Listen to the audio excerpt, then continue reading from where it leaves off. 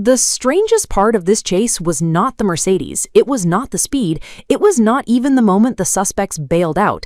It was where they decided to hide.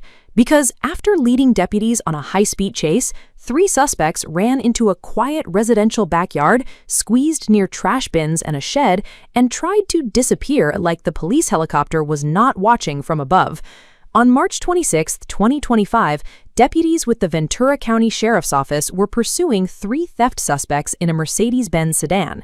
At first, it looked like another Southern California pursuit, a car moving fast, deputies behind it, a helicopter overhead, and the driver trying to stretch the chase as long as possible.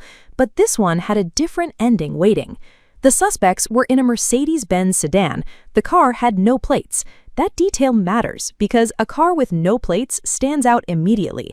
It makes the vehicle harder to identify, but also harder to ignore. Once deputies got behind the Mercedes, the driver did not stop. The chase was on. The Mercedes moved through the area with deputies following.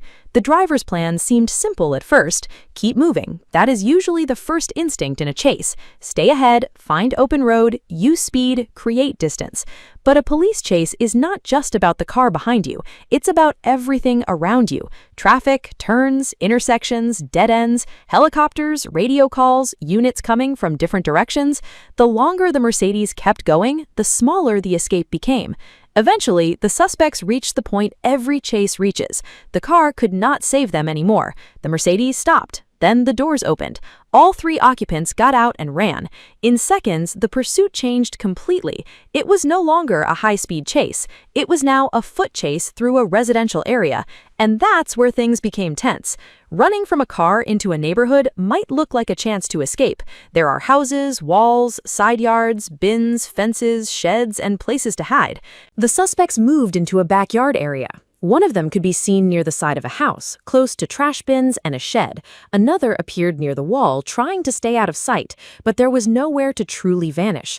Officers were closing in. Then came the decision that defined the ending. The suspects went for the shed. One by one, they moved into the backyard hiding area. All three were now boxed into the same place. From the outside, maybe they thought it bought them time.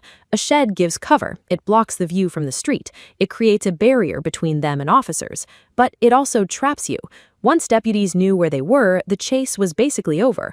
Officers did not need to guess anymore. They did not need to search the whole neighborhood. They had the location, and that changed the advantage completely.